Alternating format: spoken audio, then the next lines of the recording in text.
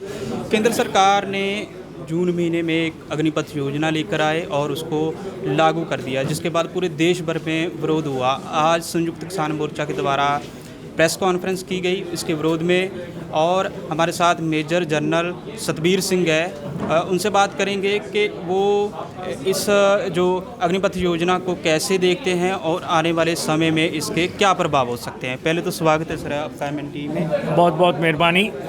जो अग्निपथ योजना लेकर आई है सरकार, क्या इसको लाने की ज़रूरत थी सर?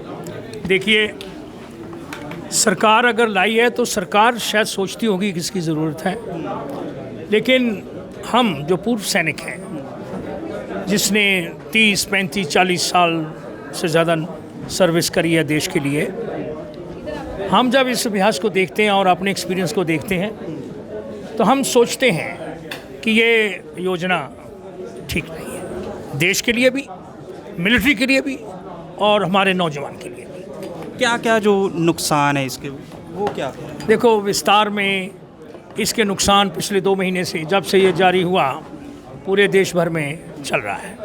और ये आपने भी सुना होगा, देश की जो सरहदें हैं वो महफूज रहनी चाहिए। बाहर की कोई ताकत या अंदरूनी ताकत, किसी तरह का तालमेल नहीं होना चाहिए। और सरहदें एक ऐसे ट्रेन्ड एक्सपीरियंस्ड फौज के पास होना चाहिए जो कोई भी बुरी अगर आंख हमारे देश पे रखता है तो दूर करे। हमारे साथ 3500 मैंने बताया बॉर्डर है पाकिस्तान के साथ, लाइव बॉर्डर, और तकरीबन 5000 किलोमीटर का बॉर्डर चाइना के साथ है। आप देखिए, अगर इन सब को देखते हुए अगर ये जो 4 साल वाली कॉन्ट्रैक्ट लेबर है, कॉन्ट्रैक्ट भर्ती है, वो बहुत नौजवान ट्रेन नहीं होगा, उसका मनोबल उतना नहीं होगा, उसका जो पहले वाले हैं उनका भी डिफरेंस आपस में होंगे, और उसका तालमेल लाने के लिए जो अधिकारी हैं उनको और तरह की रेशियोज़ हैं, उनको बहुत एंशियस को मेहनत करने की ज़रूरत होगी।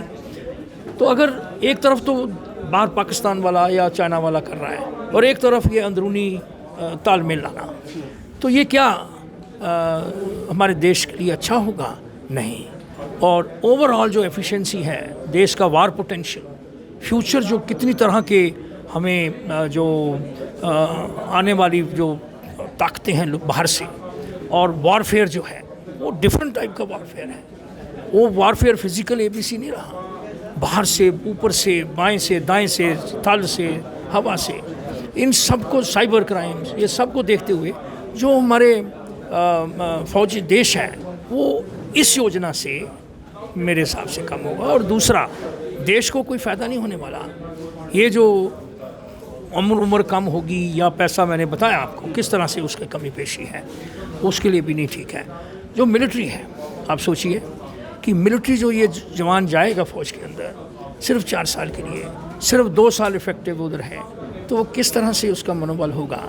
क्या वो पूरी तरह से अपना जो देश, नाम, नमक और निशान, एक 3 ऐसे रूप होते हैं जो हम सब सैनिक अपने दिल में रखते हैं, कि जो नाम है अपनी रेजिमेंट का, अपनी यूनिट का, आइडेंटिटी है, जो निशान है हमारा, और जो हमारे अंदर लॉयल्टी है, जो ये सारी क्या उतनी ताकत पे आएगी? नहीं, तो उसमें कमी आएगी। तो इन और नौजवान जो है वो 4 साल में बाहर चला गया और सिर्फ 25% तक उधर आया। ये 75% जो बाहर है उनको क्या नौकरी दे पाएंगे?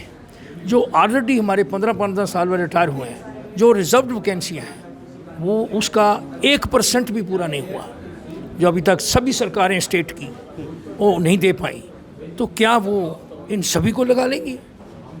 मुश्किल है। फिर दूसरा, इनका एजुकेशन क्या होगी? 10 साल, 10वीं पास।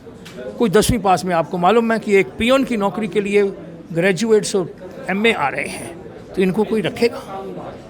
तो उनको सिर्फ गार्ड बना देना या ये कह देना कि हम उसको यहाँ लगा देंगे, वहाँ लगा देंगे, ये मेरे एक फ़ौजी होने के नाते, एक अधिकारी होने के नाते, रिटायर्ड, मैं समझता हूँ कि ये तीनों तरह से देश के लिए हानि है और सभी को डिसएडवांटेज है, और ये वापस होनी चाहिए। एक बात ये समझ में नहीं आई कि छोटे जो सिपाही लेवल पर तो ये 4 साल की अग्निपथ योजना लागू है, और जो बड़े पद हैं, मेजर है, कर्नल, उन पर नहीं लागू है। आप मेजर जनरल रहे हैं, क्या उन पर क्यों नहीं लागू की गई है? क्या देखिए, यही तो हम बता रहे हैं कि ये सिर्फ जवान के लिए क्यों, ये सिर्फ फौज के लिए क्यों, ये बाकी सारे जो हैं जुडिशरी, एमएलए, ये वो, और बाकी बीएसएफ, सीआरपीएफ, ये सारे हैं, उनको पहले क्यों नहीं लागू किया?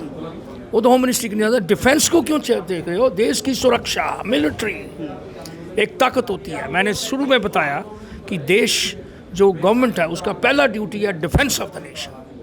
ये डिफेंस ऑफ द नेशन में मिलिट्री आखिर में आकर अगर सब जगह आप सक्सेसफुल हुए तो फिर इधर लाने की कोशिश करो। लेकिन क्या उन्होंने ट्राई किया कि पहले ही मिलिट्री के ऊपर ले आए? तो नहीं। जब ये योजना आई और तमाम विरोध देखा गया, पूरे देश भर में आगजनी हुई, तो हम कवर कर रहे थे, हमने नौजवानों से पूछा, उन्होंने एक तो ये कहा कि हम जब 4 साल जाएंगे, सर्विस करके आएंगे और हम गैंगस्टर ज़्यादा बनना पसंद करेंगे। देखिए कुछ एलिमेंट, ये नहीं तो कहेंगे कि गैंगस्टर बन जाएंगे, ये वर्ड अभी शुरू हुआ है पंजाब से, वो नहीं, मैं उसकी बात नहीं कर रहा। आफ्टर ऑल देश का, मेरा कहने का मतलब कि इस जुर्म में जा सकते हैं। देखो पॉसिबली कुछ आदमी जा सकते हैं, कुछ तो जो भर्ती हो जाएंगे वो तो अपने अपने काम चले जाएंगे। जो खाली घूम रहे हैं, जिनको गांव में बोला और रिजेक्टी और फेल हुआ, ये सेलेक्ट नहीं हुआ, या वो दुख होकर उसके मनोबल के ऊपर क्या असर होगा, तो वो, और उसको बंदूक चलानी आती है, तो हो सकता है उसमें से कुछ एलिमेंट गलत रास्ते पे चला जाए, या कुछ गलत लोग, संगठन जो गलत हैं वो उनको प्रभावित कर लें, तो ये देश के लिए अच्छा नहीं है। आप वन पेंशन, वन रैंक की भी लड़ाई काफ़ी लंबे समय से लड़ रहे हैं, तो क्या जो आज प्रेस कॉन्फ्रेंस हुई है, तो किस तरह का किसानों के साथ मिलकर आप लड़ाई लड़ेंगे? क्या इसमें पेंशन का मुद्दा भी रहेगा? देखिए, फौज में जो 15 लाख की जो फौज है, 80% लोग गांव से हैं और वो फार्मर भी हैं, उन्हीं के बच्चे फौज में आते हैं और वही रिटायर होकर फिर फार्मिंग करते हैं, तो असर तो है। और जब ये किसान मोर्चा भी शुरू हुआ, उसमें जो हमारे सिपाही फार्मर रिटायर्ड थे वो भी आए हैं, तो ये तो एक गांव में रहने वाले सभी उसमें शामिल हैं। यस। मेरा लास्ट सवाल, सरकार को क्या कहना चाहेंगे, क्योंकि आप सर्विस दे चुके हैं? देखिए, एक जिम्मेदार अधिकारी रिटायर्ड होने के नाते मैं सरकार को, प्रधानमंत्री जी को, रक्षा मंत्री जी को अपील करूंगा कि इस योजना को वापस लें, और फिर अगर योजना दूसरी लानी है तो सोच समझ के, जिसमें जो इसके डिसएडवांटेज हैं वो दूर करके अगर कोई स्कीम लाएं, सबसे बात करके, जो रिटायर्ड फौजी हैं उनके साथ भी और सर्विंग चीफ्स वगैरह उनके साथ भी, एक बहुत बड़ा सेमिनार से, सिविल से भी और इंटेलेक्चुअल से भी, जो प्रोफेशनल हैं उनसे भी, इकोनॉमिस्ट हैं उनमें से भी, सभी से बात करके कोई अच्छी पॉलिसी देश की सुरक्षा के लिए लाते हैं तो ला सकते हैं। एक और सवाल कि आपने सबसे बात करने की बात की, पर सरकार की तरफ से और सेना प्रमुख की तरफ से ये कहना है कि इस पर बहुत लंबे समय से काम चल रहा था और हमने बहुत से स्टूडेंट्सों से जहाँ तैयारी कर रहे हैं और एक्स सर्विसमैन जो आर्मी में, उनसे बहुत विचार चर्चा की गई, उसके बाद ही सोच समझ कर ये योजना। देखिए, मैंने पहले भी बताया जब सवाल उठा कि जो सर्विंग हैं वो अगर कुछ बोलते हैं तो सर्विंग जवान के ऊपर, जिस उसके ऊपर असर पड़ता है। हम नहीं चाहेंगे, हम एक्स सर्विसमैन होने के नाते भी नहीं चाहेंगे कि कोई भी बात ऐसी हो जो मनोबल हमारी सर्विंग फौज का गिरे, नहीं।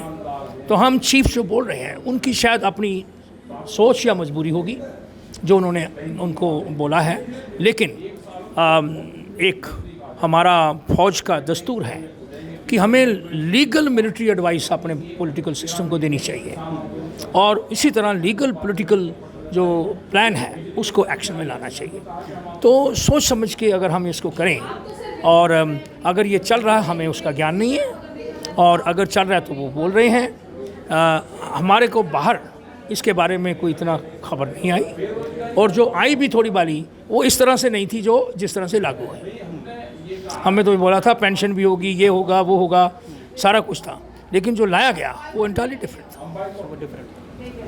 बहुत बहुत शुक्रिया। तो ये थे major general Satbir Singh, medallist हैं और लंबे समय तक आर्मी में सेवा दे चुके हैं। उन्होंने अग्निपथ योजना पर जो अपने विचार हैं वो रखे और उन्होंने कहा कि किस तरह से इसके जो बॉर्डर हैं वो कमज़ोर हो सकते हैं, संख्या कम हो सकती है और जो सरकार को अगर ये योजना लेकर आनी है तो तमाम बातचीत करने के बाद ही ये योजना लेकर आए। मैं रविंदर सिंह, MNTV, दिल्ली।